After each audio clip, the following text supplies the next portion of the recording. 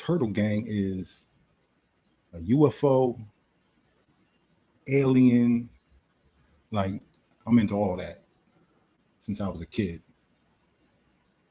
You know, been into all that, right? Star Wars was the first film I saw as a child.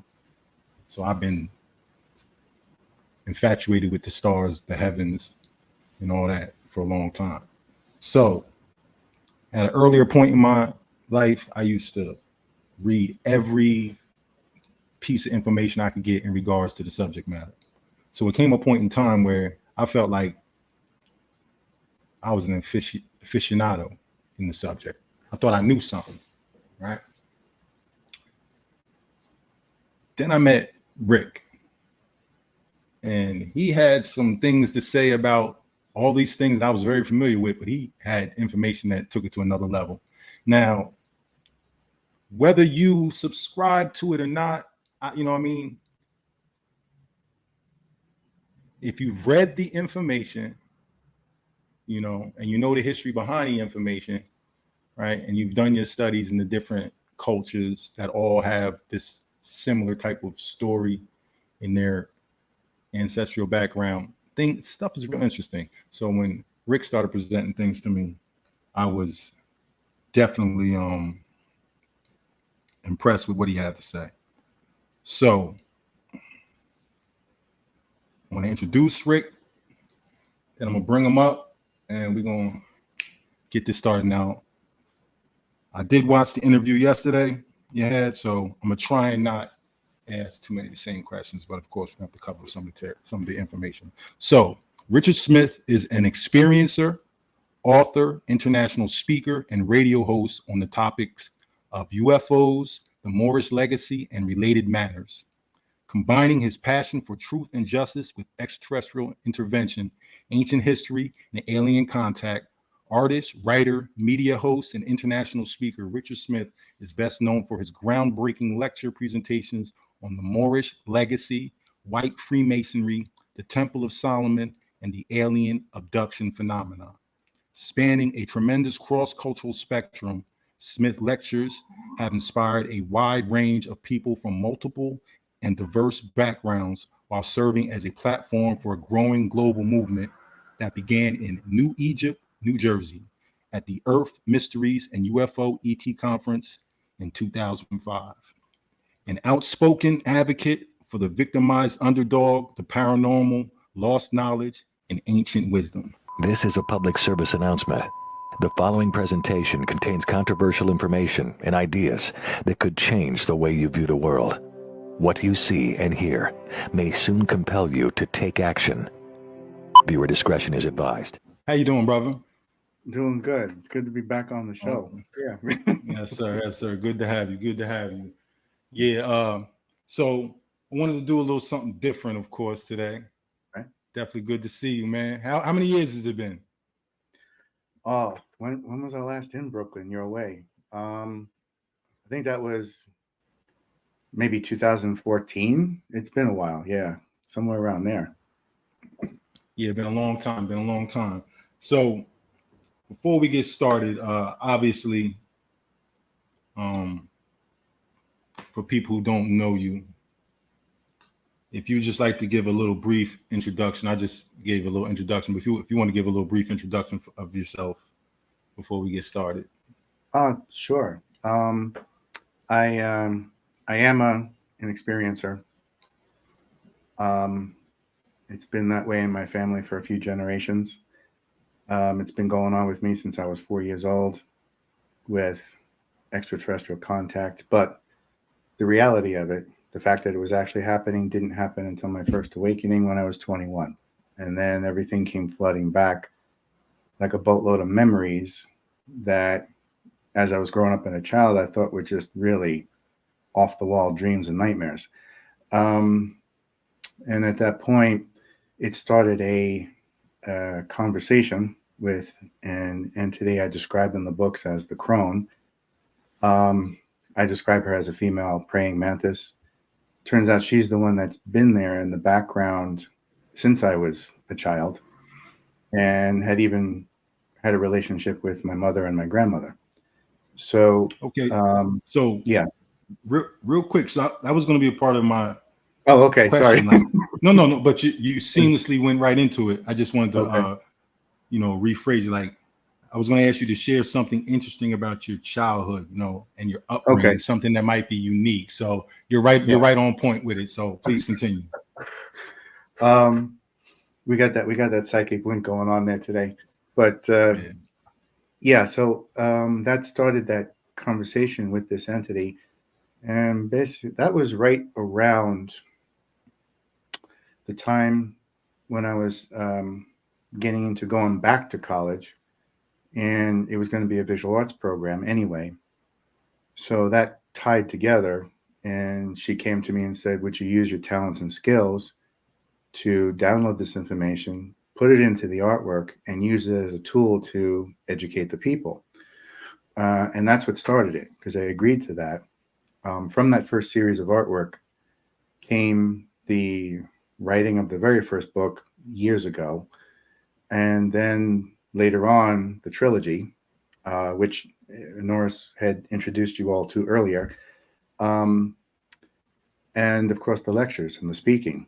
So that's where it's gone all these years, but that's where it started. Okay. So yeah, I mean, like, and the next question was going to be, so obviously this is how you found your path in life, right? Can you, Initially, yes. Mm-hmm. would you want to expound on that a little bit? If Sure. there's something else you. There was, and you might already have this outlined for later. So if I'm jumping ahead, just let me know. But that was that became my path in life, and to find that early on was a gift that I didn't even know in my early 20s, because most of the people were like, "You seem to be so sure of yourself with your direction," and most people never get that chance their whole life. Um, it never occurred to me what kind of a gift that would have been, and is. But it was basically what I thought was going to be the path, was just a foundation for what would come some years later, um, about 10 years later in 2005. And that's when it really kicked off. But I'll stop there if you want me to. Yeah, no, we'll get into things. I just Mhm. because what I want to do with this interview also is uh, you know, deal with things from another perspective. So maybe a Mhm. wider audience could appreciate what it is you have to offer in terms of, the Yeah, sure. information that you bring forth. So was there any type of because obviously this is not like a typical conversation, right? This is not the regular barbershop conversation. It's Right. it's has its communities. What were some of the challenges you faced kind of finding your community, right? And a Mhm. place to where your voice was um received and not, looked at in any other type of way. Can you just talk about some of those challenges if there were Sure. Yeah, any? Maybe there definitely. weren't. Yeah, there were actually.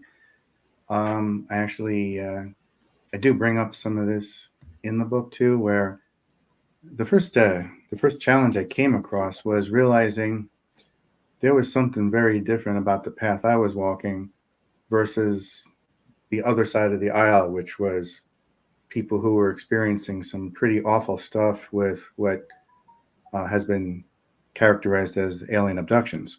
Okay. Um, and I would think to myself, well, when you first start out with this stuff, you think you're all in the same boat, and then you realize, no, they're in a different boat. I'm in this boat with some other people. So why, we seem to be going down the same path, but not the same stream. What's going on here? Um, so in conversations with the crone, that's when, it came up that there are certain bloodlines that are followed, but you have these opposing forces that have an interest either on one side in humanity and its balance with the planet, or on the other side in more so the tradable commodities in the planet. And that's where you get that. What I realized to be a challenge for me was relating as the years went on to that side of it that was really being used and abused, so to speak, almost on par with um, maybe someone who's been raped, okay, that kind of thing. Or I would say it is equivalent to that. But that wasn't me. I mean, my experiences, I had some pretty harsh experiences, but they were all educational. I wouldn't call them abusive. And it wasn't something where I walked away feeling like a victim. Okay. So the typical like movie type experiences they give you in the sci-fi films and all that.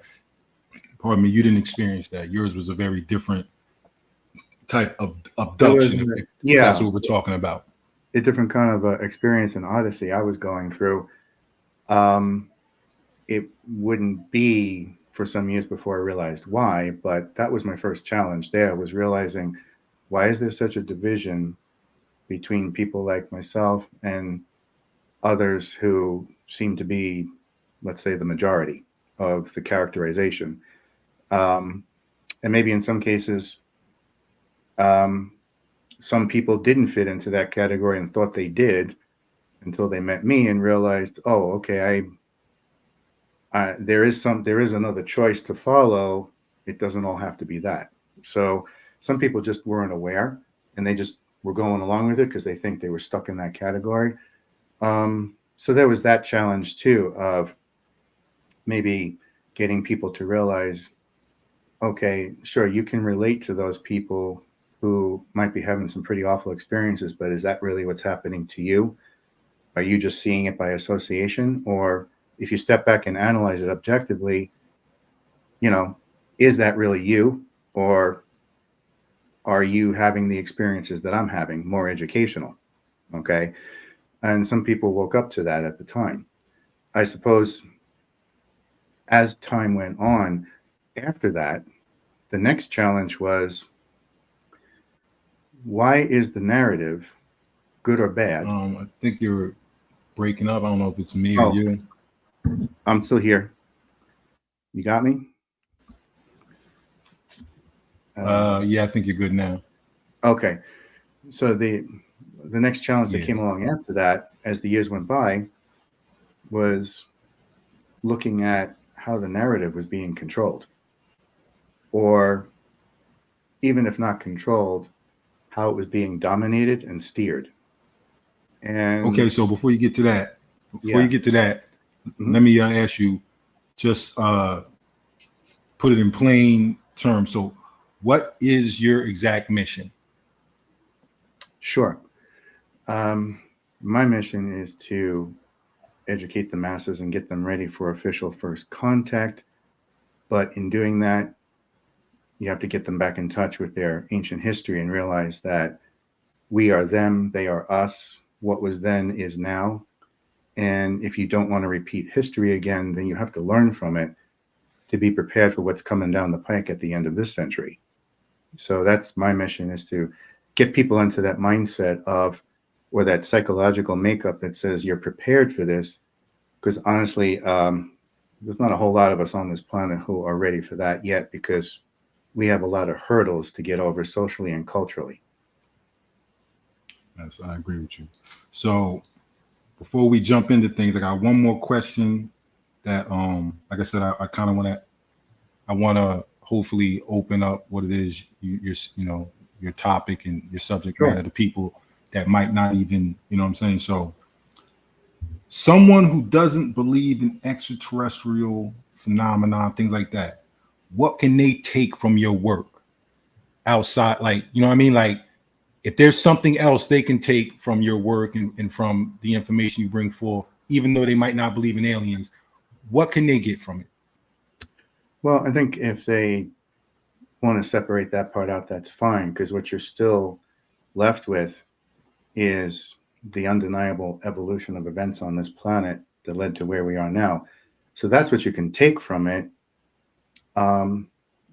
because I do explain it from the perspective, from something that people can relate to in the first place, even if they don't want to walk away with the alien element.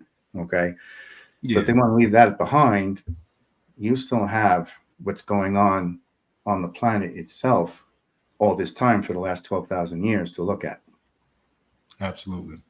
So yeah, I just wanted to touch on that a little bit, just to let people know that there's still a lot of wealth of information, whether you necessarily agree with the subject or believe in it or not. And there is a healthy background that exists within indigenous communities of this very subject. So, I just wanted to address that. And so obviously, we're about to get into it now. You're an author, right? This is your third book. Do you want to talk a little briefly about the first two before we jump into Sure. what's currently going on? Sure. That's fine. It took me some years to get back into the writing, because I had started in 2005 with a prelude, and then life got in the way and things picked up again 10 years later in 2015 when I published the first book. And then at that point, it was a good thing I waited, because what happened in that 10-year time frame was significant. So the first book basically lays the foundation of where I was coming from, and I take it up to a certain point in my own life. And then from that point, use that as a launch pad into the history of what's been going on the planet and how we've gotten to the point where we are now. So that was the what and the why. The second book was a direct sequel of that, in that it explained the how. Okay, so how did this all come about? What were the mechanisms put in place? How did things come to be, both on purpose or by accident? And leading it up to, once again, where we are now. And all the while in book one and book two, dropping multiple hints about the invisible college all along the way. So basically, book one and book two was also serving as a primer for book three. And so to really appreciate book three, you go through book one and book two to get that history behind you. From that comes finally completing part three in the trilogy, Rise of the Invisible College. And my whole point for doing that one, to finish it out and round it out the right way, is that I wanted people to know this is not just locked 12,000 years ago. It's not just locked 5,000 years ago. We're not separated from that, because what was happening 12,000 years ago is now playing out on the big and small screens of America and around the world in the Invisible College. And it's showing us firsthand, hiding in plain sight, what's been going on. And once you see or know the cipher or the key to decipher it, then you can take that cipher to everything else and realize, oh, it's there too. Oh, now I see it. Oh, it's also there too. And those symbolisms throughout all three books have always centered around the three main pillars of what our entire history is about. And that would be the spiritual revolution of the Moorish Legacy, the iron-handed oppression of the Masonic agenda in opposition to that, and then that dubious third silent party operating in the background, which is extraterrestrial intervention, which breaks down into two separate groups. Esoterically, there's a concept to describe that, and one is flesh and bone and the other is wood and stone. We can go further with that if you want to. Yeah, if you could, because I think that's some of the things people can they'll start to identify with. So if you could just talk a little bit about that. So that third entity, the alien part of the title in the books, relates to two things at once, and in competing with each other for, I guess you could say in the poetic sense, the soul of humanity. One is the alien abduction phenomena on one side, the other is extraterrestrial intervention. These are not the same thing. It's easy to get the two confused because it's both out there but also down here. However, extraterrestrial intervention belongs to what's known as the family of man, the sun-kissed people of color and hue, aka the Moorish Legacy. Whereas the alien abduction phenomena belongs to what's not on that side of the equation, which is the people who look like me. the Caucasian, the pale skin, Mm. okay, the ones who Okay. always seem to be at the top of the heap all the time with everything, with all the privileges. So that's where the alien abduction So resides. Yeah. okay, so there's a alien intervention Mm-hmm. that is primarily focused on the people of color on the planet. Right. And then there's an alien abduction, which primarily focuses on quote unquote white people. Right. Okay, so And yeah, this is where yeah, the divides would be right. in terms of the extraterrestrial contact. Exactly. Now, what would be the two sides that would, on the extraterrestrial side, who would be the two sides that would be choosing the two different parties? So on one side of it, um, if you just want to break it down to bad guys and good guys, on the bad side, you have what I describe as the Empire of Orion or the Aryan Empire.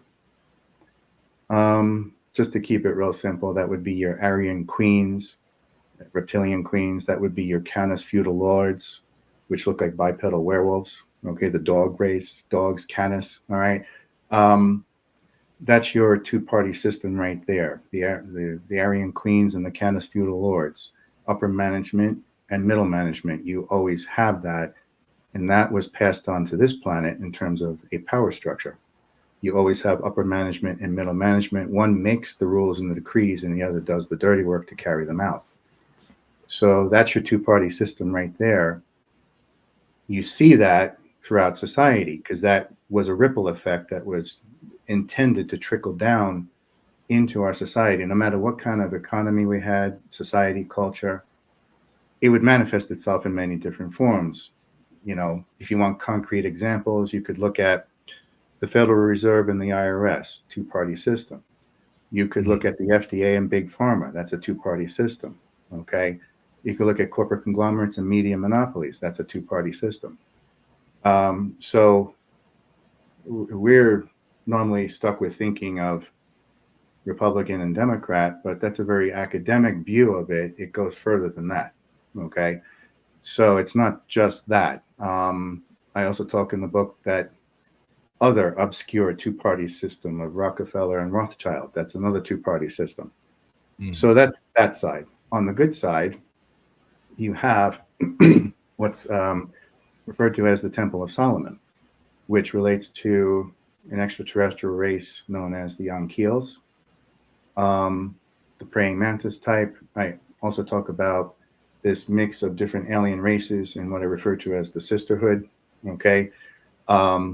They tend to focus on the development of children on this planet, especially the gifted ones, so that they don't fall prey to what we might call in Star Wars terms the dark side. All right. Your Christ children are examples of that. Those gifted children who were watched over by the sisterhood to make damn sure that the bad guys didn't get their hands on them and turn them into an abomination. So you see that as far as the good guys go in the story of why a swift angel like Angel Gabriel came to Mary and Joseph and said, get this kid out of town. And of course, the conventional view cuts out the rest of the story and doesn't tell you where they took him. But in truth, that swift angel told them, take them to India and go meet Guru Master Ravanaji and let your child be taught under him. Because he was a rich prince. He was an oracle. He was a mystic. He was a master teacher for these Christ's children. So that's where the person we loosely refer to as Jesus was for about 12 years or so. That part of India where he was taken is a safe zone. Frequency wise, the bad guys couldn't penetrate it. They couldn't get, it was like total hands off. It was a no zone. You can't come here. Under penalty of death, you are not allowed to interfere in this safe area. Okay. It was a neutral zone. So that's why they took him there. And that's when he suddenly shows up 12 years later, somewhere around the age of 30. Okay. And by then, he's already traveled around in the same way that Buddha and Muhammad did, and Noble Drew Ali, and already had gone through the final test at the Paws of the Sphinx. Once again, that relates to the Temple of Solomon. The Ankhils I mentioned earlier, they are what I would describe as a bird-like avionic race of beings, but they have a transparency to almost like non-physical. They're interdimensional. They're here, but they're not here. They're physical, but they're not physical. The best representation of that, and the most accurate one I've ever seen, is in the movie The Abyss. Those entities that he came in contact with, that's your Ankhils right there. They're there, but you can see right through them, so they're somewhat interdimensional too. The underwater creatures? Yes, The those. light creatures? Right. And if you look at them, they look like angels or birds, avionic, with the way their bodies are formed and how their whole technology is interspliced with their anatomy. So they're the ones that came to the forefront with the sisterhood and said, look, we got to do something to give these guys a leg up. So here's the gene for passion so that they can think and be self-aware and not be fooled like mindless zombies or slaves. So this is where the evolution of the Temple of Solomon symbolically comes into play, with the Christs all being what's referred to esoterically as master architects, each one of them coming along, building another wing onto the Temple of Solomon. Spiritually speaking, you're really not supposed to see it as a physical thing. And that's a key factor because the bad guys don't understand that. They never have. Anything that's physical is seen as real estate and controllable, and you can manipulate it, but this they cannot do. And once the gene for passion was passed through the Temple of Solomon, when it came out the other side, symbolically speaking, it became known as the Passion of the Christ, and that's where we get that term from. It didn't have to do with one person. Let's just put it that way. It has to do with the Christ energy in general for all of them, all the master architects. So it's a spiritual thing. Right. And you realize that once you see how a lot of this emancipation, mentally, spiritually, psycho-spiritually, comes from understanding where your words come from. So why would something like a race of beings like the Ankhils be so important? Well, over time, the word Ankhils, of which the root word is Ankh, became mispronounced as Angils, and then angels. So avionic bird-like race, you look at the Ankh, people will misinterpret the Ankh as representing an angel. Well, okay, we can split hairs on that, but in reality, because of where the word angel comes from, in truth, it's representing the head of the bird, the wings of a bird, and the tail of a bird, because they are an avionic bird-like race. It was also a universal communicator that you could speak into, which is a whole other part of the story. I won't go there. We might throw the conversation off in the wrong direction, but it was also a universal communicator. Okay. And you're talking about like a form of extraterrestrial technology? Right. Or extraterrestrial technology that could talk to everyone at once, like mass communication. And it made it that much easier to enlighten us, educate us, give us that information, because at a time when things were pretty tenuous in our human origins, time was of the essence, and being able to get the information to our ancestors that much faster became very, very important.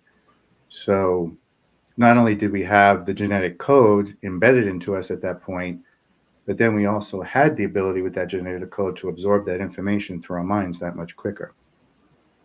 Okay. Now, does this all tie into the Sumerian mythology and Babylonian mythology and things of that nature? It does in a lot of ways. There's my perspective has a departure from that, but yeah, there is a common ground there, definitely. Okay. Okay. So, so you said has a your perspective has a departure from that. Well, yeah. Um, this is where it goes back to one of the challenges I mentioned earlier. The narrative in ufology or Mm-hmm. ancient aliens or conspiracy theories and whatnot. So you don't agree with their perspectives. I don't, and the foundational reason why, when I had my next awakening in 2005, was that I always had a frustration all those years leading up to 2005 as to why is this always a white narrative? Why is it always coming from the perspective of a white person like me? And of course, nobody else was asking that question, because then the idea is, well, we're all in this together. And my answer to that was, no, we're not. I don't see any people of color here, and whatever women are here are the exception to the rule. So, my argument, and this this didn't garner any favor for me in that community, because I started raising questions that nobody wanted to contend with. And at one particular conference back in 2018, I even brought it up with the whole audience. I mean, I told them, look around you. How many of you don't look like me? I said, I can count on one hand how many of you don't look like me. The rest of you are me. And therefore, everything you think, do, and say is coming from that strict perspective, that whitewashed perspective. I said, you're not listening to the dark-skinned perspective, the Native American perspective, the Moorish perspective, the Hispanic perspective. Okay, you're not even listening to the female perspective, because God forbid, if a woman decides to step out of line with a different narrative, she's knocked back into place right away, because she can't afford to have professional suicide if she wants to get anything accomplished. So that's where I started disagreeing with everybody. And then that coincided with the whole alien abduction thing, seemingly to be targeting a certain portion of the population. And some people will point out, well, what about Benny and Barney Hill? He was black. I said, well, she was white. Why are you forgetting? He was with her. Yeah, Right. He was not the other way was around. like, oh shit. Yeah. He was in the wrong place at the wrong time. That's all. And yeah. so once again, I just throw it back. Well, yeah, thank you for pointing out the exception to the rule. All you did was reinforce my argument. So then one of my, where this is where things drastically depart from the traditional explanation of our human origins, even from the perspective of xenoarchaeology, like the Sumerian and Babylonian stuff, or Eric von Daniken, or Zechariah Sitchin, David Icke. None of them, I don't think any of them really have the capability of crossing that bridge, because they've already established their staple, and they're not going to veer away from that and destroy their reputation. So I was in a key spot where, okay, I'm nobody, but I'm also the white guy. I'm going after this. It's not going to make me a whole lot of friends, but the friends I do get out of it will be genuine and real and authentic. So in having the backbone to do that really does come from my parents. I got to give them all the credit, my mom and dad. They were always there. My mom is the one that got me involved with all this stuff early on as a kid. So it's not like I just came into it blindly. So so your mother literally introduced it all to you. Oh yeah. At the time, this would have been sacrilege. burn at the stake type stuff, but she would sit there and show me in the Bible where the UFOs were. That's referring to aliens. That's referring to aliens. That's referring to aliens. And if you repeat this in school, I will disown you. Don't ever repeat this. So that was our personal conversation. That was my introduction to realizing, oh, there's a whole nother story going on here underneath and in between those words that nobody's paying attention to in terms of ancient astronauts. So one of my friends and teachers, Peter Moon, who is famous for the Montauk Project and also the books he has written extensively about the Bujegi Sphinx in Romania, which is phenomenal unto itself with everything going on there. He saw my frustration, and I told him what I was getting bent out of shape about, and that there's a missing piece here. There's got to be more to this. Everybody's missing it. They're all going in the wrong direction with a skewed narrative. There's something bigger to this that puts it all together the right way. And so it just so happened to be that one of the meetings he was having at his house, he had already come in contact with Elihu Pleasant Bay, who had just come out with the biography of Noble Drew Ali.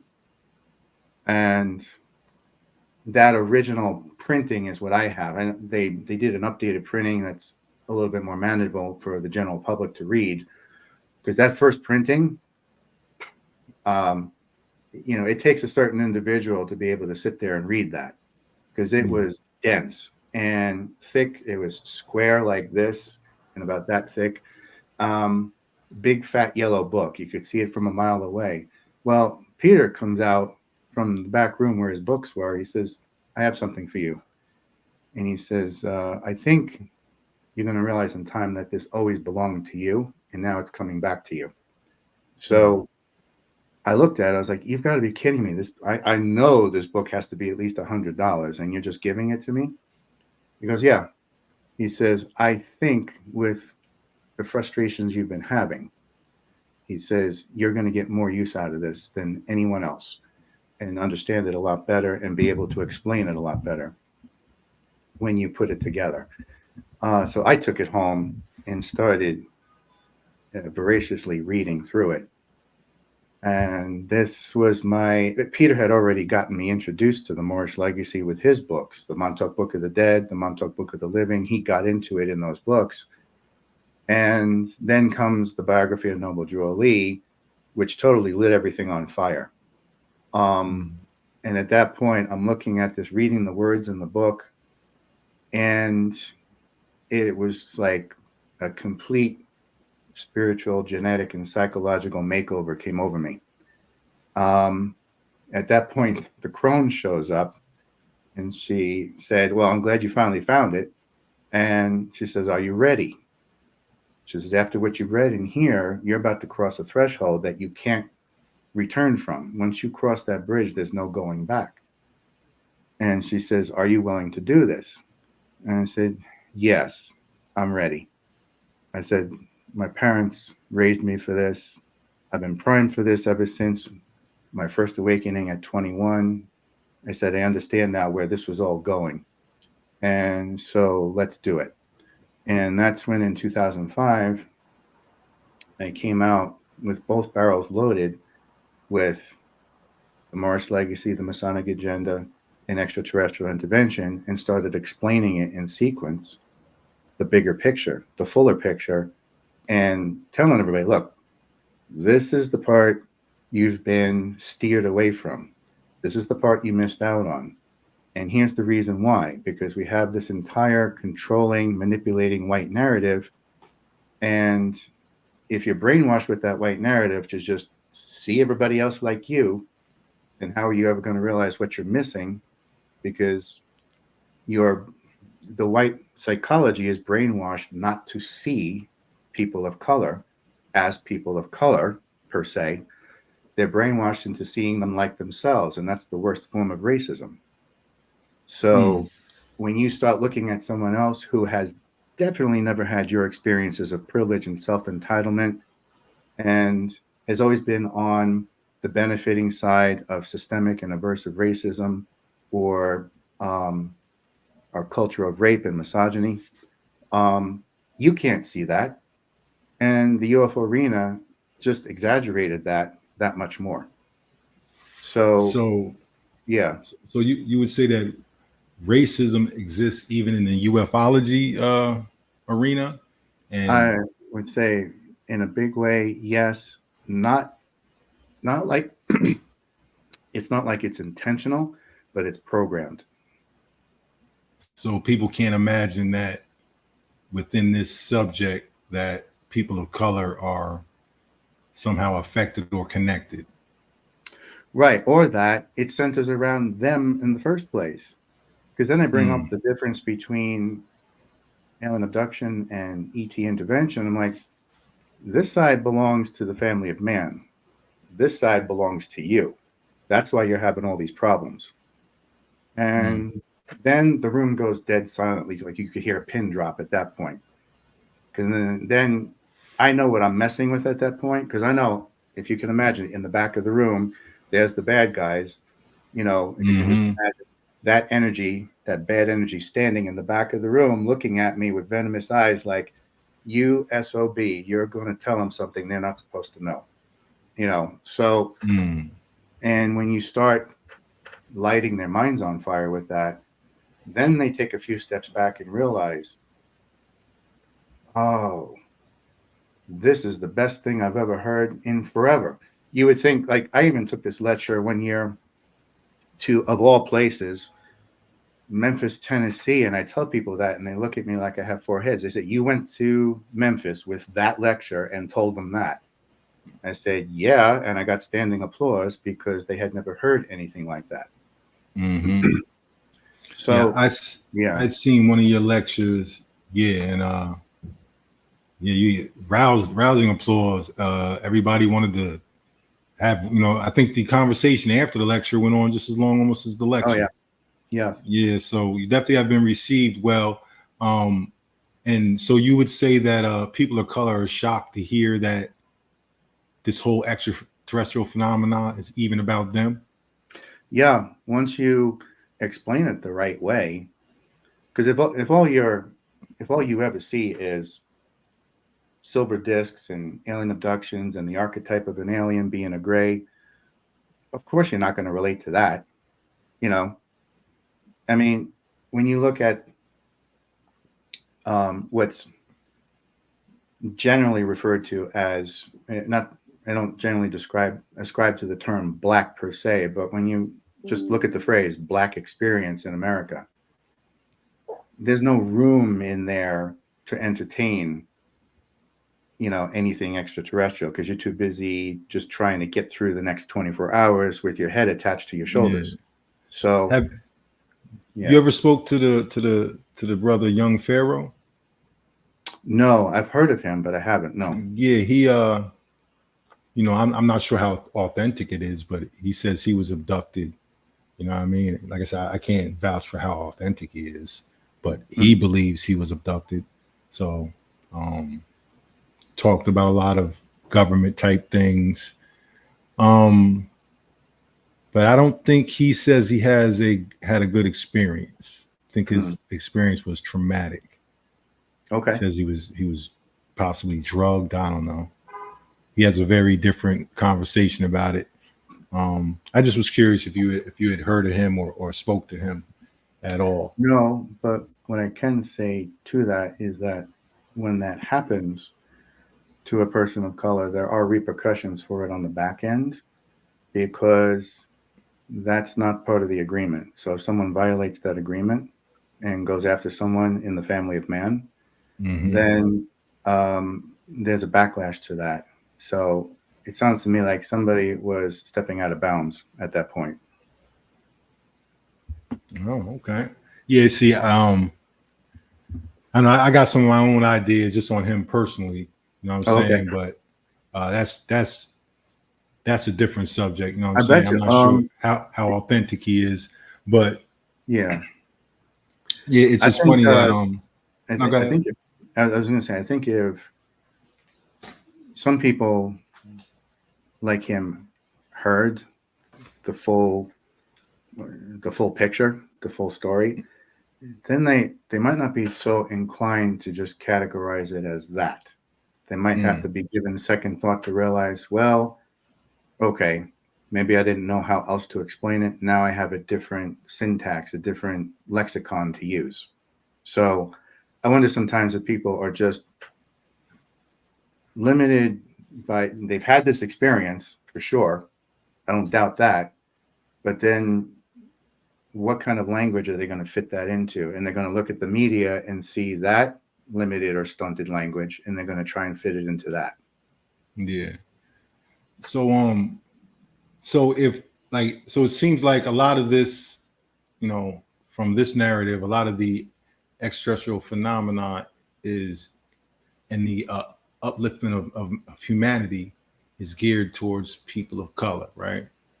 But people of color have so much going on just in their daily life. How does that become relevant to them? Or does that create a false sense of somebody's going to come save them?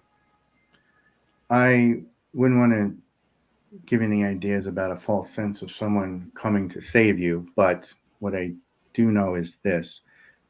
There's a reason, because of what I've just said so far, okay? There's a reason why people of color and women are targeted the way they are. It didn't happen accidentally. It's intentional. Now, over time, things get set in motion, a vicious cycle of social conditioning, institutionalized thinking, brainwashing, mind control. And at a certain point, upper management can just wash their hands clean, sit back, and watch the vicious cycle repeat itself over and over again. Okay? At certain points, if it seems like someone's interfering with that vicious cycle and trying to interfere with the virtuous cycle, they'll step in a forcible manner that's very obtuse and obvious, but then they'll recede back into the background. So, but that being said, because the Temple of Solomon and the Gene for Passion and the more beneficial factors of the galactic community are for the family of man, the powers that be that have more of an investment in the wood and stone side of it with real estate and tradable commodities, they can't afford to have people wake up. So here comes the agenda to keep them down, keep them busy, keep them squabbling among themselves. And it's not like white people don't have this problem too, but seriously, by comparison, one of me having that problem is equal to 20 or 30 in the family of men. So it's just not the same proportion at all. And for good reason. And the only reason someone like me might have those problems is because, I am going against my white masters and stepping out of line. I'm not obeying the commands. I'm not obeying the mandates, so to speak, of my white privilege and my white self-entitlement. So once you go against that grain, you become public enemy number one. Like the corporal or the captain, the white corporal or captain during the Civil War, who had the audacity to lead a well-regulated and well-educated Black regiment against the South. He became public enemy number one right away. He was seen as a traitor. Well, it's the same thing today. Me going up against a bunch of white male conservatives, forget it. I'm on the hit list at that point. So because I'm tampering with their brainwashing with the Bible and a white plastic dashboard Jesus.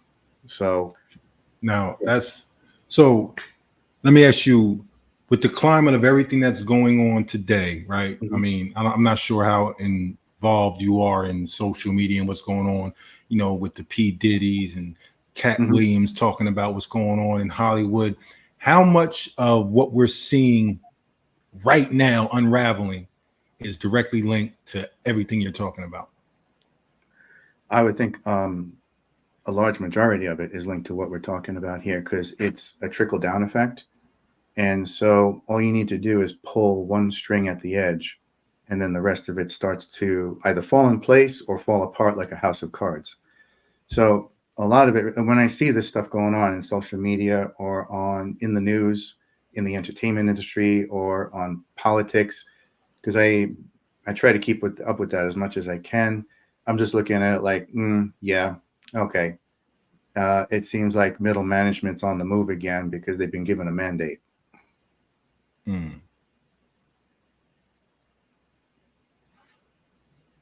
So, rise of the invisible college. Yeah. That concept is very interesting. I've heard some loose type of references before to the same type of concept. Can you elaborate on the rise of the invisible college? Sure. I know that others in the past, like in the UFO community, like Richard Dolan, have characterized the term the invisible college as being this cabal of old white men who control the UFO narrative from behind the scenes. But that's not really what it's all about. That's just a loose term he used at the time. In truth, the invisible college relates to our ancient illuminated manuscript since the beginning of time. It relates to the arts. It relates to film, music, theater, writing, graphic design, anything that is expressing the truth of the narrative through that venue. Now, I point out that This is a public service announcement. The following presentation contains controversial information and ideas that could change the way you view the world. What you see and hear may soon compel you to take action. Viewer discretion is advised. Richard Smith, you're back. I was left off with the invisible college. I describe it as the ancient illuminated manuscript of humanity. It's always been there, hiding in plain sight. Nowadays, it was picked up on in the 70s by those master storytellers of film. And so that ancient narrative and that ancient illuminated manuscript was then put on the screen. And that's what started that whole film renaissance in the 70s. That was the backbone of it right there. And so I do point out in the book that the arts are used to express it, and that there's a reason why film is king. It does not discount art or sculpture or writing or theater or music in any way, shape, or form, because you'll definitely find it in those expressions as well. It's just that which one's going to reach the mass audience the greatest? It's going to be film all the way through every time. So that is where the dominant factor is, and that's mostly what I focus on in the book, is the symbolism of the invisible college and how it's always centered around the family of man, the Moorish Legacy, the Masonic agenda, extraterrestrial contact. And I mentioned earlier in our talk that if you know the cipher or the key, how to look at it, then you can use that for everything. So in reading the biography of Noble Drew Ali, the way Elihu Pleasant Bay explains it in there, the very first thing that hits me is Star Trek Deep Space Nine. And it's almost like he was talking about that, even though he wasn't. So you take that book and you hold it up against Star Trek Deep Space Nine. This is the cipher. This is the thing that once you see it, it's like, holy cow, it's been there in front of me the whole time, and now I can see it everywhere else. It's like, when you buy a car, then you see your make and model being driven by everybody else. It's one of those kind of things. So I actually, years ago, I had this conversation with a friend of mine. I talk about it in the book at a cafe, and I said, because he's a sci-fi fan, I knew he would get into that side of it. And I said, guess what I found out? And I started getting into the whole thing about the Moorish Legacy and giving him a synopsis on that. And I said, guess where it is? I said, it's in Star Trek Deep Space Nine. I said, that's the key to understanding the invisible college. So I started pointing out here's a basic breakdown of it. First of all, why is Star Trek Deep Space Nine so massively different from the rest of the Star Trek franchise? You have black commander who becomes captain. He's on a space station, not a starship, so that changes the dynamic right there. All right, he's not zooming through space. It's basically bonanza in space now because all the problems come to the ranch. All the problems come to the space station. You have this cross section of multicultural species, all species coming together. And here is this dark-skinned captain who has to manage all that conflict and friction under one roof. He is characterized in the story as the emissary of the prophets. Okay, so right now, right off the bat, we have a direct reference to the Temple of Solomon. Deep Space. Okay, Nine. so hold up. Hold up. Let me, because now I'm starting to get it now. Hold on. Mm-hmm. All right. So you are comparing what's going like Earth, what's going on here on Earth, to the space station, the Deep Space Nine, and the caretaker or the captain of the ship, who they show you is a man of color, is symbolic to the people of color on the planet who are the caretakers of the planet. Right. He is and are here to be stewards to not just the planet, but to all the other life here on the planet. Right. He is, I mean, the word emissary is just code for prophet anyway. And the Star Trek Deep Space Nine, regardless of the backstory, it looks like a castle in the sky. Very much similar to that shining castle you see coming down at the end of Close Encounters. Okay, castle in the sky. Upside down even. Yeah, right. Both sides. Yep. What is he watching over from the sky, from that celestial temple, that space station, that Temple of Solomon? He's looking down on Earth, but they just happen to call it Bajor, which is exactly like Earth. It's Earth 2. Okay. And so you're saying this could be taken in a literal and a spiritual sense? Yes, definitely.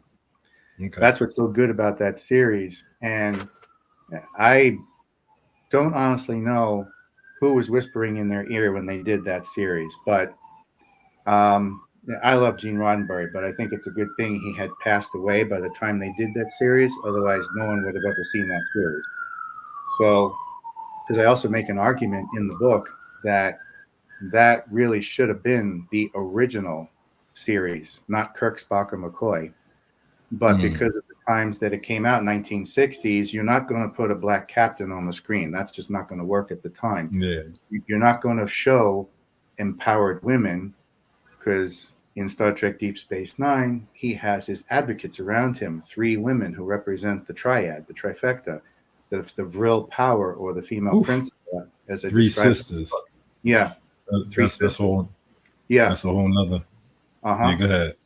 So, go ahead. We good. So he has that support mechanism there backing him up all the way as the Moorish prophet. He even has a conversation.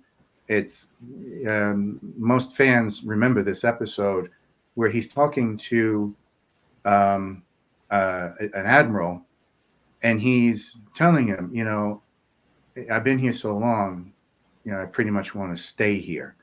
And he says, one of these days, I'm going down to Bajor, aka Earth, and I'm going to build a home, which is code for building a temple. So you got the Moor who's coming down from the stars, who's going to build a new Temple of Solomon on Earth, aka Bajor. So there's the symbolism right there. It goes even further than that. It gets into, there's always this dynamic between the Moor and the pale-skinned outcast under the Moor's protection. So in Star Trek Deep Space Nine, they really went headlong into the symbolism with the character of Odo, a pale-skinned shapeshifter who is even considered an outcast by his own people. Damn. A pale-skinned shapeshifter. This is crazy. And so his family is under Cisco, the Moor, Captain Cisco. And that's where he finds his new family because his own people don't even want him. And so at a certain point, he has to take a stand against his own people, known as the Dominion, which is the corporation, the Pale Skin Corporation, the Empire of Orion, okay, the Pale Skin Reptilian Queens and all. That's what that symbolism is, the Dominion, the corporate agenda. So here they come blasting through the wormhole, which is the Temple of the Prophets. And that wormhole is a representation of female symbolism, female power. Anything like a black hole, wormhole, stargate, you're basically passing through the uterine canal from one reality to another into a new life. So when the Dominion decides they're going to invade the Alpha Quadrant, guess who's right there watching the wormhole is Star Trek Deep Space Nine. Nobody can come right away to their rescue, so Captain Cisco has to make alliances with others. So this is where his master technique of being a unifier and a communicator and an ambassador of humanity to bring all these other races together to ally themselves to humanity to protect them from the invasion that's coming. And the best captain ever, as I was just told by my wife over here. Hi, Norris. Hello, how you doing? How you been? So then they come down, them coming and rampaging. Hold on. My apologies for not speaking earlier. If I'd known you was there, I'd have spoke earlier. Oh no, I just walked in. I'm gonna go live to do my sales, but I just wanted to say hi. Okay. All right. Good to hear from you. So when that Pale Skin Corporation, known as a shape-shifting corporation, by the way, which is representational of schizophrenia and multiple personality disorder, okay? When they come blasting through the wormhole with their Jemadar killing machines, that's symbolic of raping the female, because now you've just raped the wormhole. The wormhole belongs to the prophets, but you basically said, screw the prophets, we're coming through and we're going to destroy you. So, you know, that's what that symbolism is, a raping of the female principle, a raping of the feminine goddess energy. So when they come blasting through to the Alpha Quadrant, of course, there's that reference to Alpha, which is Captain Cisco, the Moor, okay? He has to contend with them. Now, what do they come blasting through? They come through with their own lackeys. This is where the upper management and middle management symbolism is most prevalent, because the shapeshifters, the founders as they're called, which is quite telling in terms of reference to the Grand Masonic Lodge, but the founders have their own lackeys, their own middle management, which is the Vorta, which are these pale skin, genetically enhanced freaks, and their military branch, the Jem'Hadar, which are also genetically enhanced freaks that came out of the bottom of a test tube. Well, they're engineered as pale skins to be obedient to their masters. So now we're talking about white America, okay? And they are, the Jem'Hadar represent how the Black community was decimated in the 70s with an intentional introduction of heroin by a very white FBI and a very dark-skinned mafia, which represents the white Mason and the Black Mason, upper management and middle management. So here comes the Jem'Hadar. What are they addicted to? It's called ketracel, something like that. It's called the white. It's a white liquid because they were intentionally hindered from an enzyme that they needed to live, and they can't live without it. So now that white liquid represents heroin or cocaine. So now this is how they control that population to be serving as their minions and doing their dirty work. And all this is going, hold up. All this is going on Star Trek Deep Space Nine? Yeah. Wow. Okay. And the symbolism just goes from there. So it just keeps going and going. So that became the cipher for the Moorish Legacy, the Masonic Agenda, extraterrestrial intervention. Once you have that under your belt, Then you start looking at all these others like the Matrix. Once again, the Moor is Morpheus, the pale skin outcast is Neo. In Lethal Weapon, the Moor is Sergeant Murtaugh, and the outcast is Riggs, who is referred to quite blatantly as the Lethal Weapon, which is a direct reference to the pale skin abomination.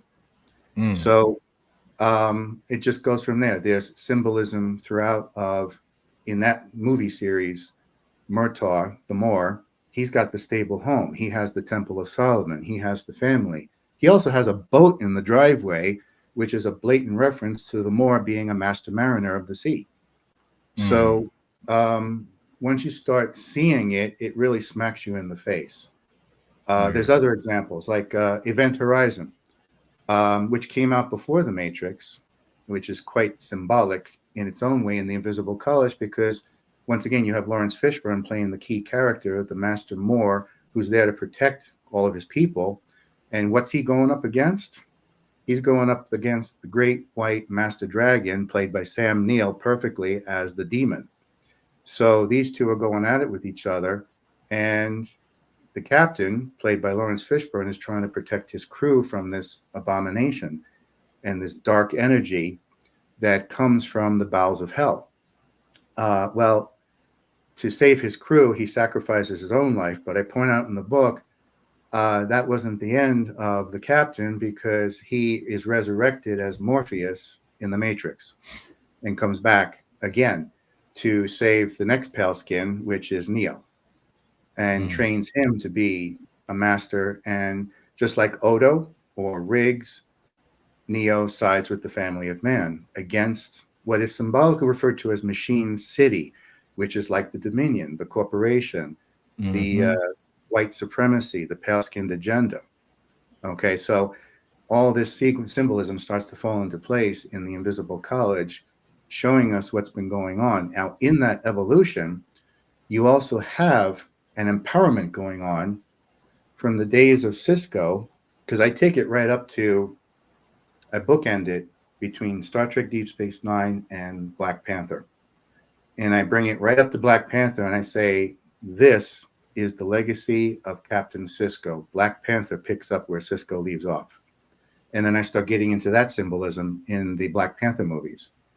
So that's, in a nutshell, I mean, we could talk for hours about it, but in a nutshell, that's your Invisible College. And this is what it relates to. And this is why I was dropping those hints in book 1 and book 2 to get ready for book 3. Yeah. Okay, so I mean, like, all that information, all that, the symbolism of Star Trek Deep Space Nine, that right there, I mean, it's a lot was said when you're breaking that down. And I have friends that are heavy decoders, and obviously you know a lot of them, so I definitely can appreciate all the symbolism and the breakdowns that you was giving us.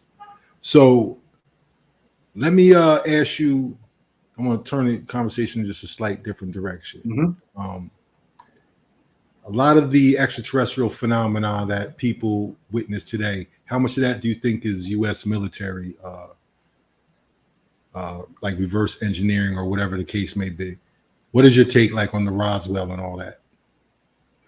I think, honestly, Roswell has been so used and abused that any validity it might have at this point has been lost.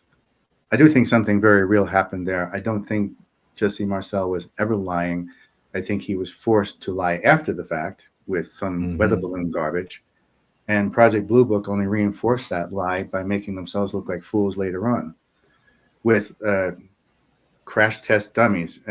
I'm sorry, but the average human being is going to know the difference between a crash test dummy that looks like a dime store mannequin and something that is completely alien to the realm of human thought. Okay, yeah, especially at that time, 1947. At that time, yeah. It's not like they had advanced prosthetics and the type of technology they got now where they can make something that looks and feels real. So as far as bringing it up to now, I've always pointed out the line, once again, from The Invisible College, the movie Contact, where he approaches her and says, We have a second one built by the Japanese. Why have one when you can build two for twice the price? Only this one can be kept secret. That's a direct symbolic reference to the legitimate military and the illegitimate one, the legitimate space program and the illegitimate one. So can the military? No, not the legitimate one. The fact this disclosure thing going on in Congress proves that.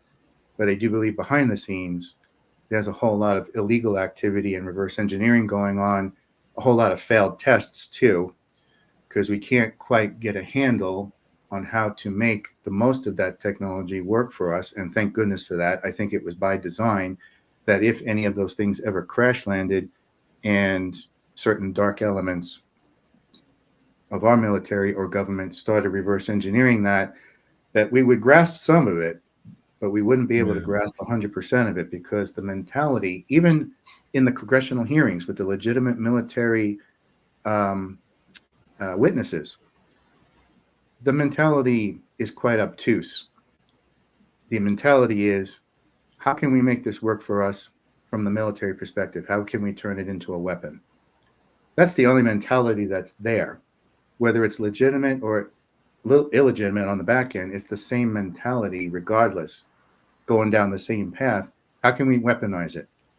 Because we want to take out Russia, we want to take out China, we want to take out some invisible enemy from space, which we're probably going to make up at some point. But it's a good thing that we haven't gotten a full grasp on how to completely use it. Over the last so many years, since the 1960s up to now, you've heard those experiences where people have seen these things that have definitely alien in nature of some kind, but they're kind of wobbling out of control. Like someone's in there controlling it, but something went sideways. And it turns out it was a military exercise on a reverse engineered product that they took out for a test drive, and it didn't go so well. Nowadays, they might have a better grasp of getting something up there in the sky that we would misinterpret as alien, but we don't have a full understanding, because to fully understand that technology, it requires a certain psychology that you have to find a certain type of human being who is willing to give up their entire life to be turned into something else that's not so human, that can work that technology, because it's a completely different psychological mindset that is very alien to us. So that's my take on that, is that some of them are military based now and they look real good, but we still can't control them the right way, because we're dealing with technology that, to take it to the nth degree and have it be a pure representation, a pure replication, does require a different mindset, a different reality, a different paradigm. Okay. So the moon landing. We're gonna get to some like basic things. The moon landing. Yeah. What's your take on that? I do think the evidence is pretty damning that we were so desperate at the time to make it look like we were keeping up or getting ahead of the Russians that we had to orchestrate something. That I honestly feel the Mercury missions were genuine, and the Apollo missions maybe not so genuine. And you might be hard pressed to find if the Mercury astronauts and the Apollo astronauts were ever allowed to talk to each other. So, because John Glenn from the Mercury missions, he tried to talk to Neil Armstrong about the Apollo missions, and that conversation fell dead. He just didn't want to talk to him. They didn't have much of a dialogue there. And this is when John Glenn was in Congress. So I think there's a huge division there between the genuine Mercury missions and the manufactured Apollo missions. Even nowadays, whatever astronauts are left from those missions, you can't get them to answer these questions. And it was just a little too obvious the way those initial 3 astronauts who supposedly got on the moon's surface and then they came back, And then the explanation was, well, they're only acting like that because they're really tired from that mission. I'm sorry, I would have been doing cartwheels up and down the street of Pennsylvania Avenue if I had just hit the moon and came back alive. So that whole orchestrated event where they had that press conference right after they came back, I just was completely suspicious in the way they just didn't seem to really give a damn about being there, didn't have anything to say, didn't really want to answer the questions, because it was almost like they were following a script that they knew was a lie and didn't want to say those answers, but they had to for the sake of their careers. I also think, once again, that tin can technology would not have been protective enough to get past the Van Allen belts and avoid some radiation getting into the human mind. I mean, there was just no way to buffer that enough. Even at the time during the Mercury missions, John Glenn said he was seeing twinkling lights before his eyes and there was nothing there. That's because he was getting close to the Van Allen belts. So it has that kind of effect to create illusion when you get stuck in that particular part of space outside the Earth's atmosphere. And of course, it also goes back to the idea of having two different space programs. So you have the legitimate one that's meant for the general public. You have the illegitimate one that definitely did go to the moon and then some. Went inside the moon, went to the dark side of the moon, went to Mars, went to the moon. Slow down, hold on. I got a couple more things. I got hold on, let me throw some things at you. All right. All right. We're gonna get to that. So before we rush ahead, I want your take on a couple of things. Stanley Kubrick, 2001: Space Odyssey. Yeah. What was the role? How much of that is true? I look at that now with a different set of eyes than I was as a kid. And I see a whole lot of truth in that movie as far as what's been done.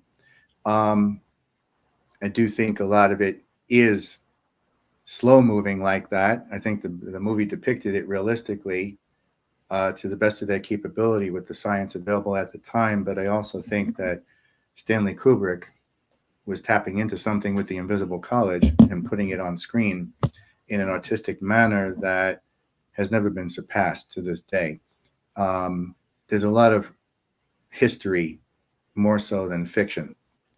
And I think we have this term today, speculative fiction, which is really that hardcore fiction that borders right on real science, something that's about to happen. And I think the phrase speculative fiction is more so about what's already happened. But it's easier to call it fiction and then camouflage it with the word speculative, because then that gives you a sideways into admitting to it without actually saying it. So, yeah, 2001, I think, was on the money in terms of us getting out there ahead of time with the, if you want to characterize it as the illegitimate space program or the secret space program. I think it's funny people call it the secret space program because everybody's talking about it. Well, it's really not a secret if everyone's talking about it. So another subject, Project Red Star. Okay. What's your take on that? And some of the findings that came back. Like, have you seen the photographs and the different findings that came back from Project Red Star? No, I don't think I'm familiar with what came back from that. I can't really comment on it. Give me some details on that. Oh, okay. So I'll share with you. So thousands and thousands of pictures were sent back, obviously, of the surface of Mars. And they located cities, grids, statues, architecture. I'm gonna have to have you. I'm gonna have to have you come back. I have the footage. I have all the rest of the footage. Have you come back and we could watch it and definitely, yeah. I just didn't know the name was Project Red Star. I knew of it from my friend, my friend George Haas, who's into all of that with the Sidonia Codex. He's the one that brought it to my attention. So that's what gets into what really rubs me the wrong way about our attitude towards colonizing Mars now. Because what's there, those artifacts are all real. That's our history. That's where we were. In a sense, that could be considered Earth 1, and where we're at is Earth 2. And we destroyed it. And when there was nothing left, we came here. Okay. Some of us went underground in Mars, and we've been living in that underground, well, I say we, but they have been living in that underground ecosystem for so long, they'll never come out to the surface, except maybe once in a while when you get those anomalous photos of something walking upright on the surface that looks a little suspicious, but that's about it. So there was a certain segment that would rather wanted to go underground and create an existence there. And there's a lot of underground cavernous areas on Mars. There really is. Yeah. But there are others who said, no, let's go to that planet over there, which just so happened to be Earth. And I think in a lot of ways, this is where a certain percentage of our ancient astronaut stories come from. They come from Mars because we are them and they are us. So then Marvin the Martian. Marvin the Martian, yes. Right. Or Tim Burton's movie Mars Attacks, which I still get a kick out of every time I watch it. They just decide, hey, let's go invade Earth, So it's like, okay. Well, isn't it also about them coming for the women? They wanted to come and get women in the movie.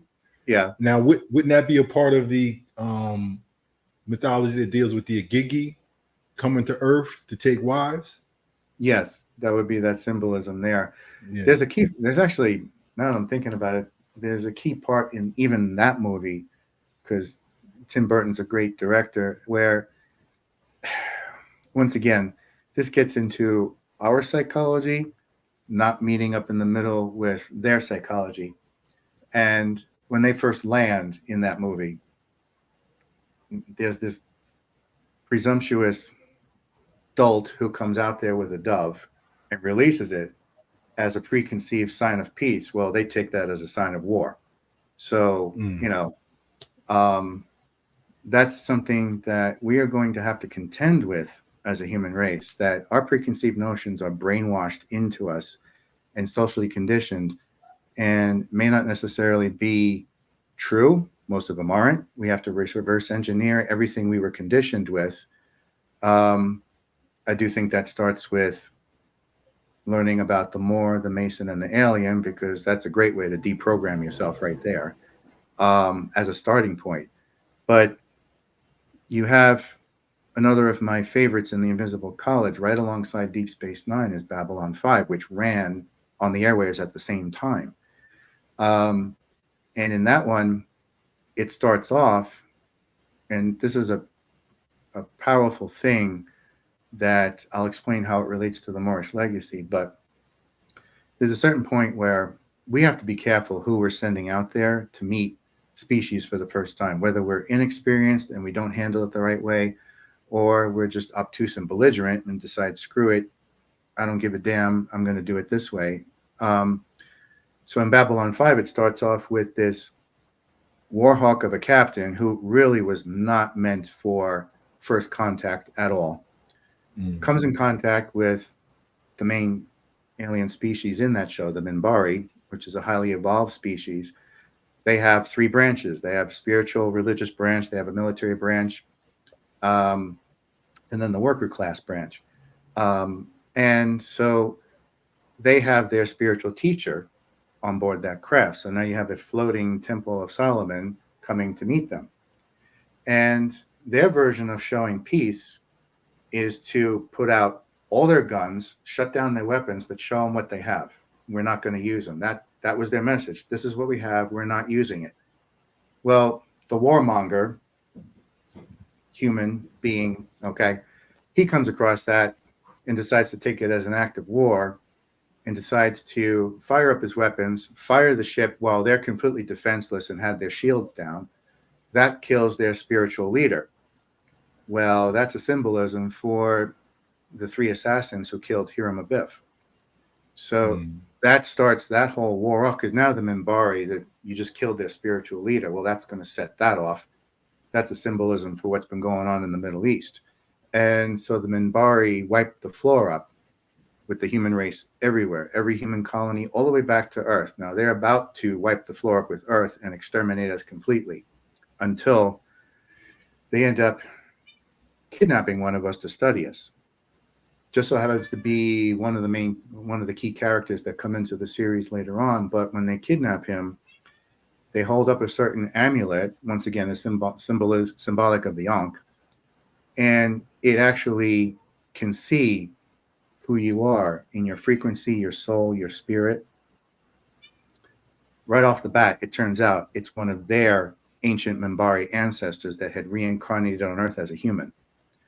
All of a sudden, what was going to be an extermination of the human race comes to a grinding halt because they realized the human beings they've been killing may very well have been their own ancient Minbari people who came back in human form. So then they realize they're killing their own kind, spiritually speaking. So this brings the war to an immediate end, and they bring about a peace agreement, which leads to a much better relationship at that point. So why is that significant? Well, I point out that relates to what's going on today with people like me getting out there talking about this stuff. Reincarnation plays a big role in this kind of spiritual warfare, the insurrection, the global revolution, and all that, and the great revelation.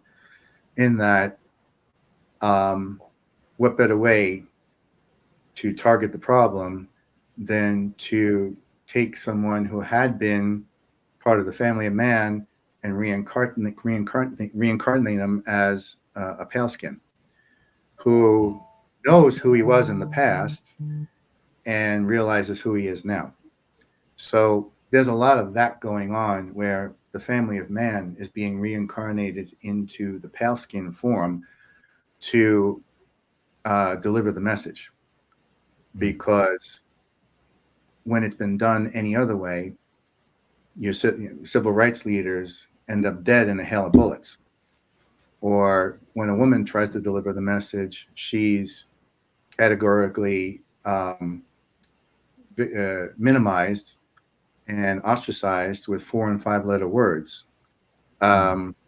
So the galactic community realized, how are we going to deliver this message? Well, let's use the face of the enemy.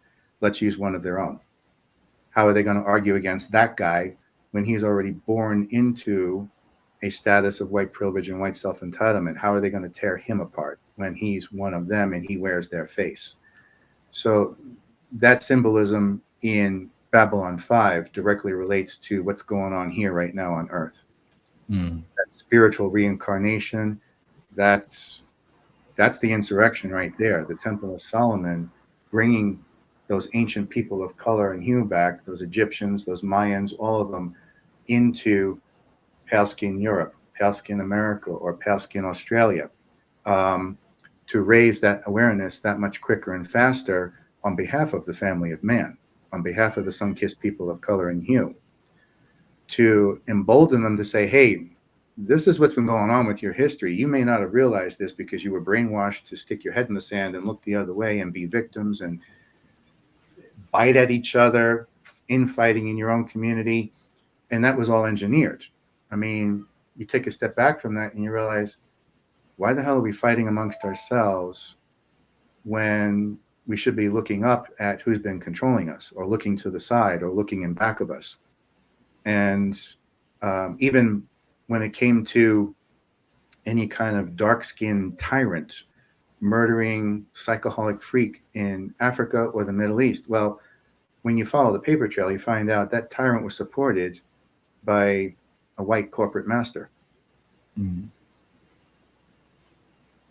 Absolutely. So I'm looking at, I kind of want to recap just this one little aspect of it. So Moor represents the family of man, the sun-kissed people of the planet. Right. The Mason would be their opposition. Right. Which would represent loosely the pale-skinned people. And the alien is the influence, whether it be intervention or abduction. Right. So this is the trifecta of what is the issue being played out here on planet Earth on a spiritual level and a physical corporate level. Exactly. It's when you look at the broader scope of history, it's what everything comes down to. I mean, you can get into the nitty-gritty of different subject matter, but it ultimately all goes back to those three pillars.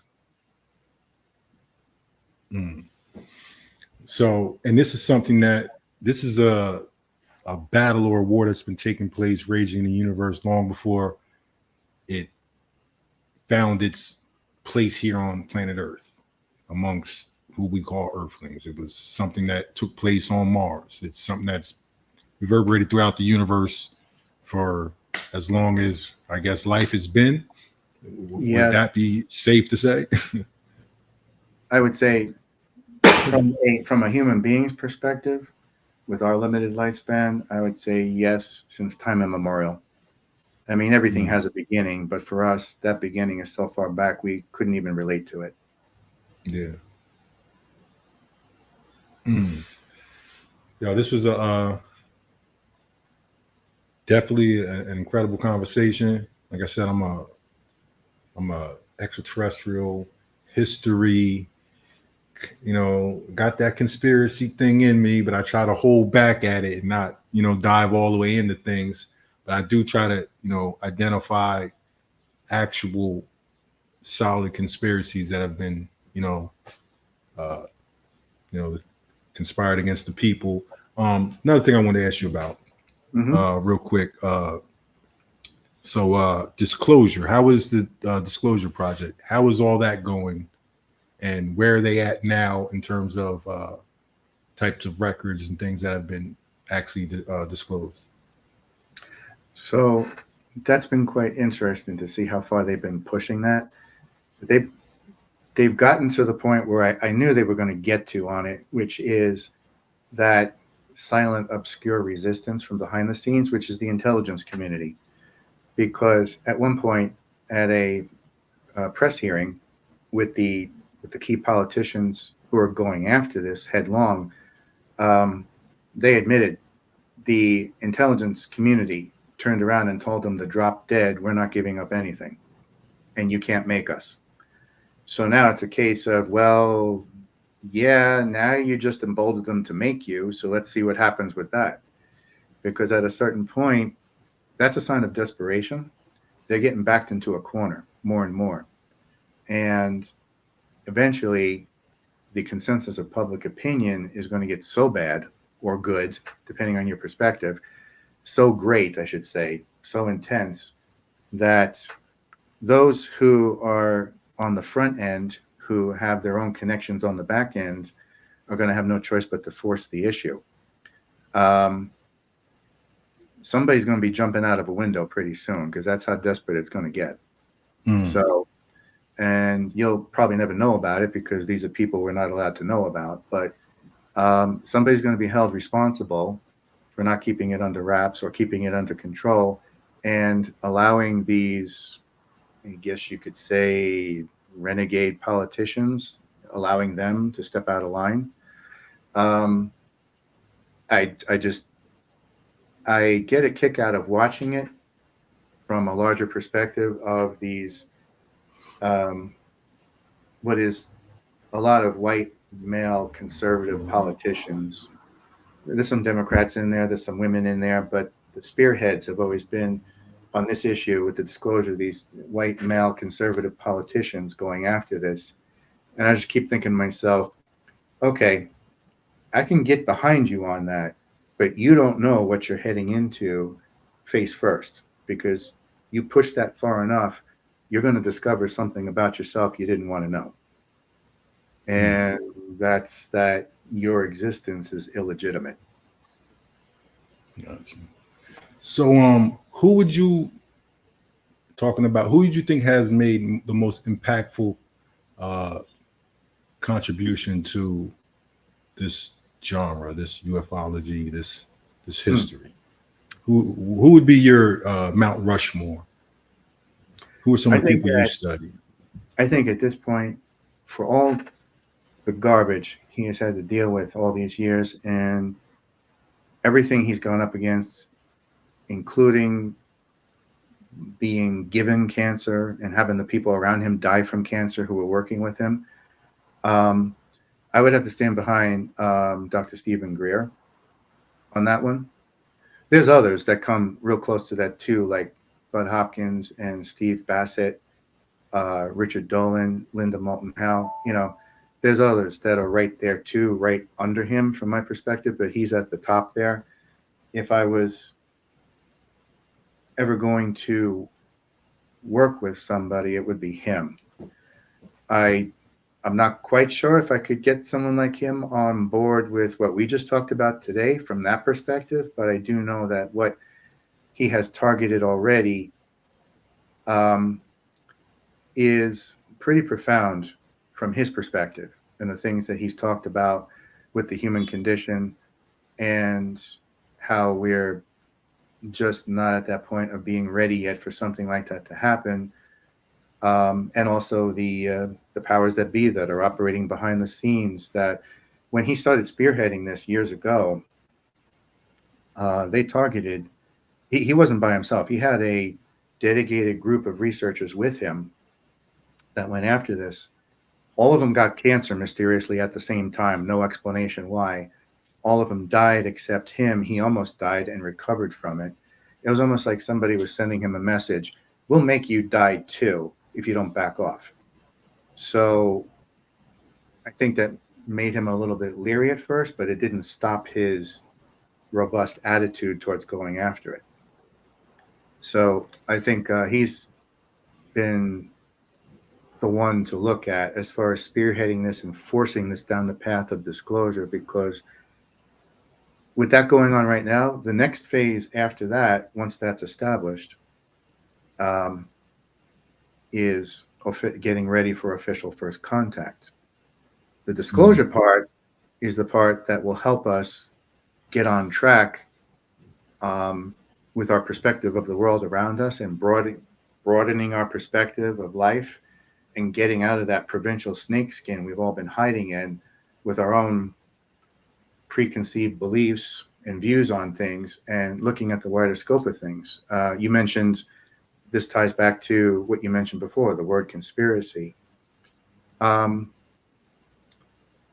wife knows that I have some friction with a lot of the conspiracies floating around out there, because it seems that we're beyond the days of Fox Mulder and Dana Scully and Mr. X and Deep Throat, when it was cool to entertain those ideas and interesting and really thought-provoking. Nowadays, it's become another venue of hate, anti-Semitism, anti-Palestinian, misogyny, racism, the whole them mentality, that nebulous imaginary them, which no one can ever describe, but it's just them. Well, who the hell is them?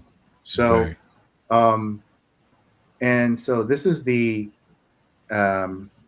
attitude I have towards a lot of conspiracies. It doesn't mean I don't think there are conspiracies. Roswell, 9/11, Oklahoma City, Tulsa City, Oklahoma. Yes, there's a lot of that going on. Those are genuine articles, but a lot of conspiracies nowadays out there are just these horrific BS mentality of what's in it for me? How do I protect my own territory as a privileged white male? I don't want to be knocked off my false pedestal, so let me invent all this garbage. And I keep trying to tell people, look, you follow that mythology, because that's all. Conspiracies nowadays are just comic book mythology for adults, putting aside the genuine ones. And I said, you follow that mythology back to where you found it. You're going to realize you had no solid reason whatsoever to let that take up space in your mind. Someone else put that there. Someone else brainwashed you with that to manipulate you like a puppet. And now you're just repeating it in the echo chamber like a good obedient robot, which only reinforces everything I've been saying all these years about the pale skin following the mandates of the Greys, the Chetu regime, as good, obedient slaves. And as long as you remain that good white house Negro to the Masonic Lodge, you'll always be placed on that false pedestal above everybody else, in which case equality is a joke, because equality is geared towards you. And no one can really, who's going to achieve being a white male? That's impossible. Better than one. Yeah. You'll end up with Michael Jackson. You'll end up with O.J. Simpson. You'll end up with Bill Cosby, people who tried to be white and became that abomination. So that's what happens when people try to be white. Little Kim is another example. I look at these people like, Jesus Christ, don't you know your history? How is it that the white guy knows Shout more out about to you Little than you? Kim. Yeah. Yeah. It's just when I saw what Kim she did, Young, that's what she looked like. Yeah. I saw what she originally looked like, and she was beautiful. She was a goddess. Thank God my wife was not here when I said that. But the thing is, what she turned into, I don't know how she thought that was okay. Yeah. Because I just look at her like, what did you do to yourself? That's awful. You were beautiful. Michael Jackson was handsome. And Mike had the skin disease, he says, so I'll give him the benefit on that. That did come later on, but everything else, no. Yeah. So yeah. Let me throw a couple names at you. William Cooper. Okay. What did you think of his work? I know that name. I forgot where Behold the Pale Horse. Behold the Pale Horse. Oh, yes. Now I get, William Cooper. I was like, I know the name. Why am I forgetting that? So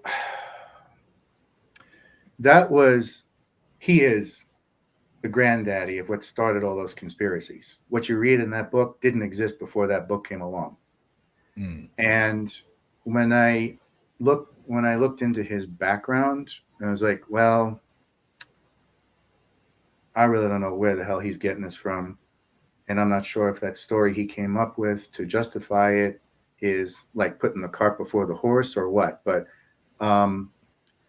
I am suspicious about him putting that out there, because now it's because of that we now have this other problem with these hateful conspiracies that came out of that. So when you funnel it back to that origin, it's like, okay, well, who put that in his head?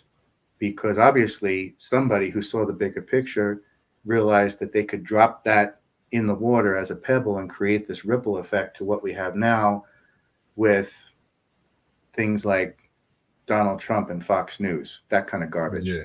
Okay. So I find that as being a point of origin.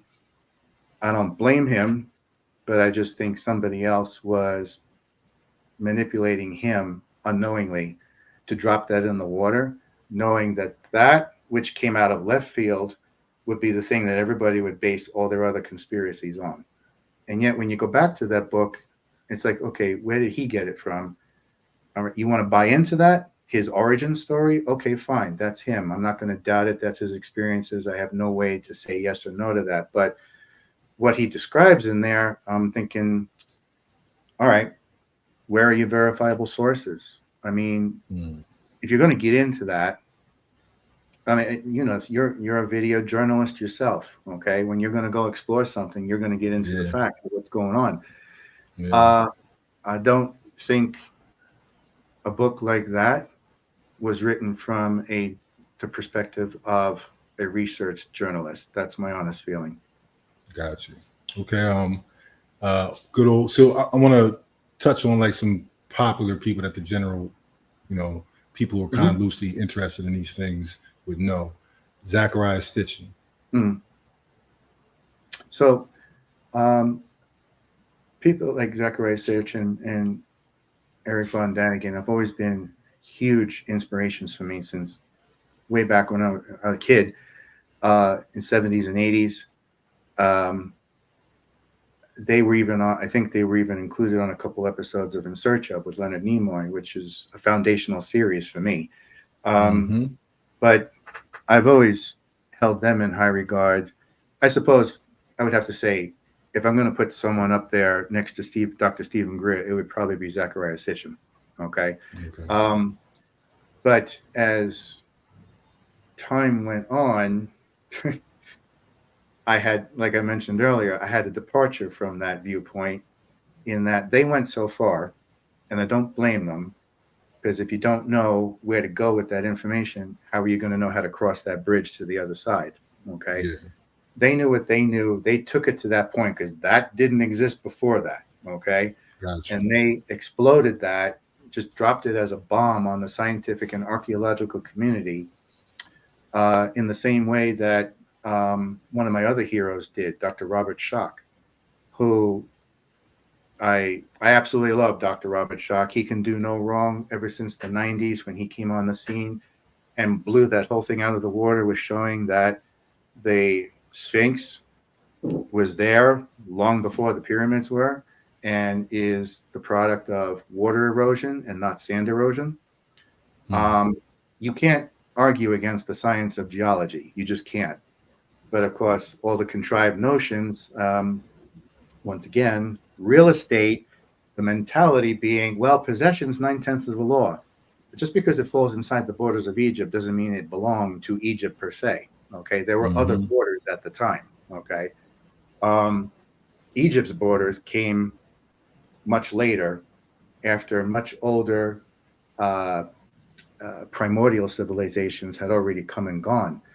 But that only reinforces the idea why Egypt is there in the first place, because that's a very powerful, sacred part of the earth there. The Sphinx was left behind not only to remind us of our origins from Mars, but also as an origin from our own ancient past here on Earth. And even at a time when the water was there, there's even a part of the Sphinx that its back was broken by a lightning bolt. And the Egyptians even talk about that before they came there, the back of the Sphinx had already been broken. And they even have in their scrolls recording of how it got broken by a lightning bolt, which would have come from a storm, which would have only been there if there was water.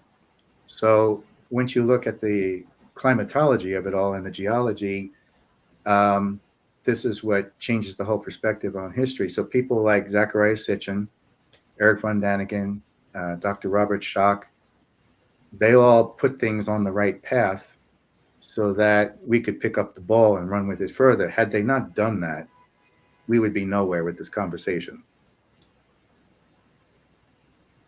Okay, so how about like Graham Hancock?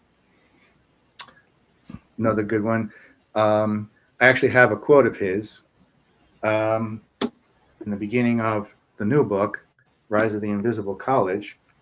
And it's a very cool quote that actually ties in with my views on the ancient aspects of the Moorish nature. He says here, traces of the same spiritual concepts and symbolism that enlighten the Egyptian texts are found all around the world among cultures that we can be certain were never in direct contact.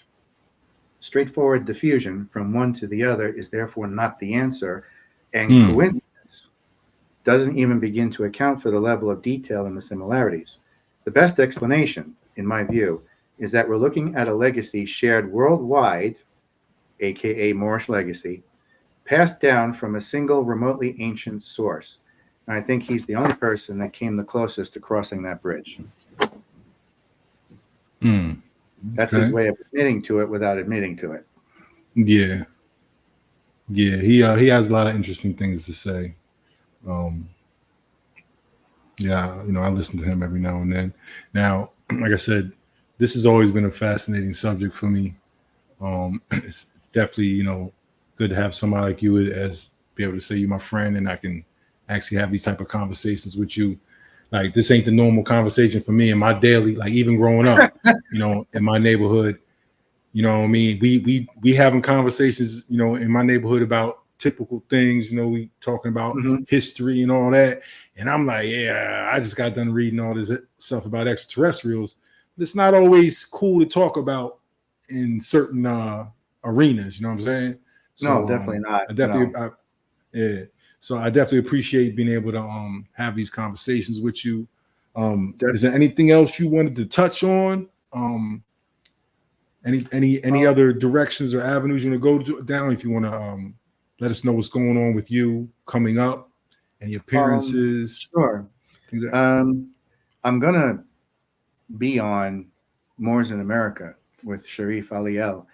Okay. It's going to be recorded. I've done this show before. And he'll air it at a later time, but we're going to do it next week as a recording. Okay.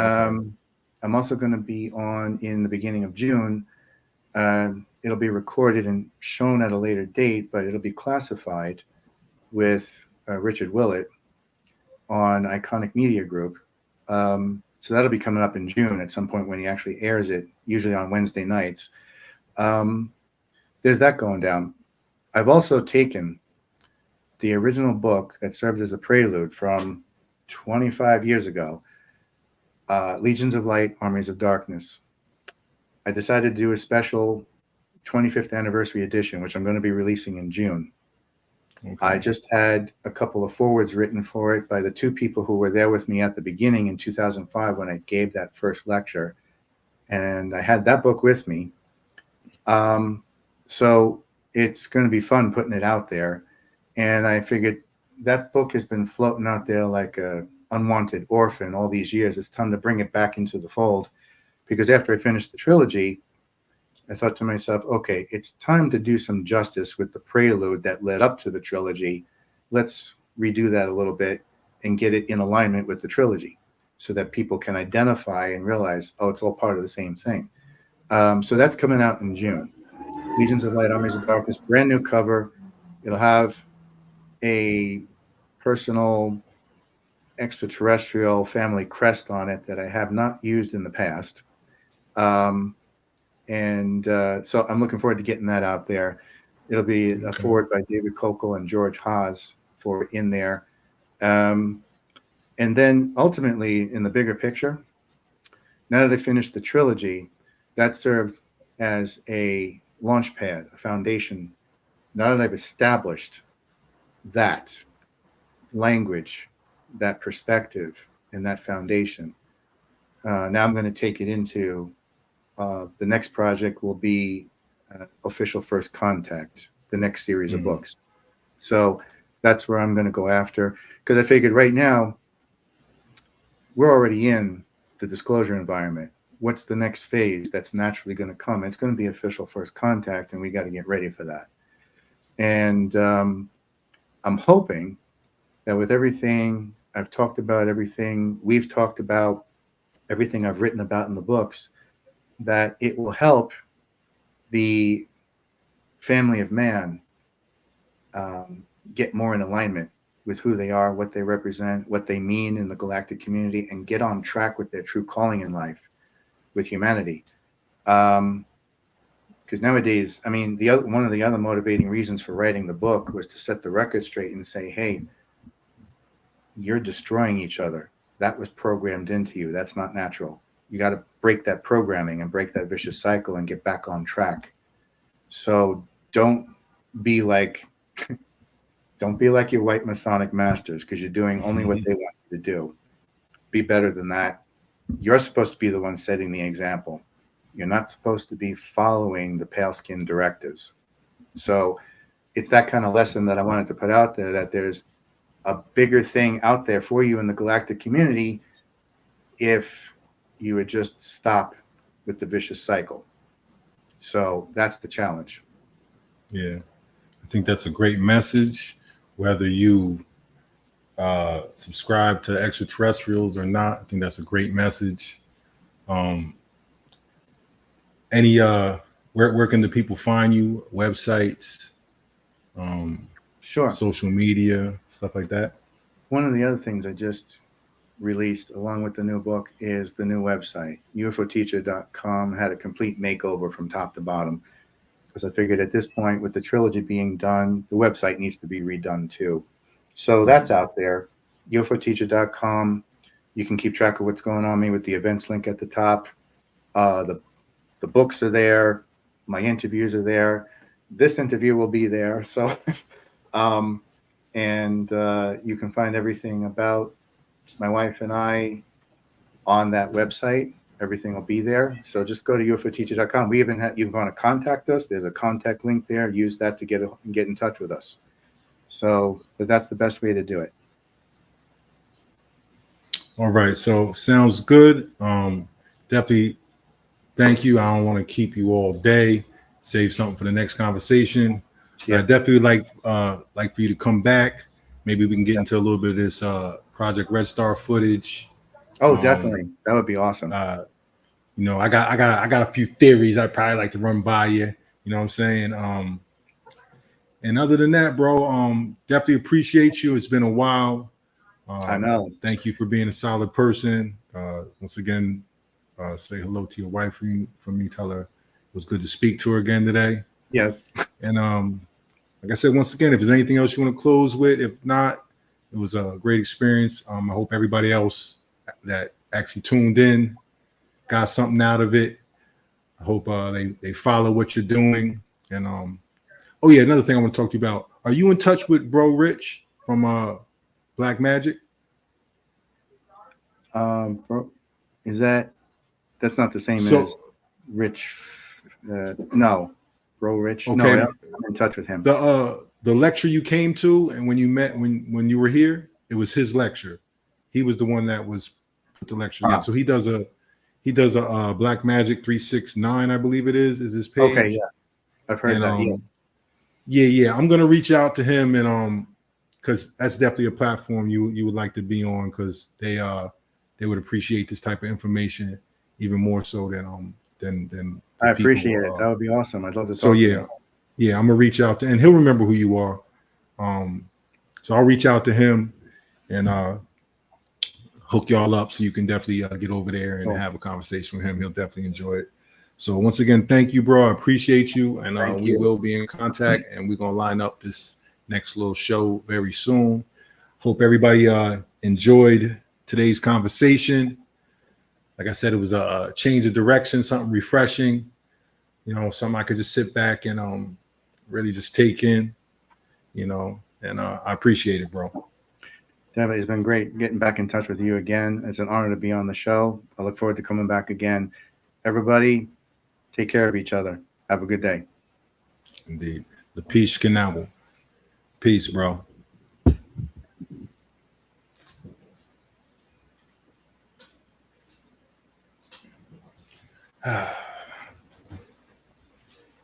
Thank you. Appreciate everybody.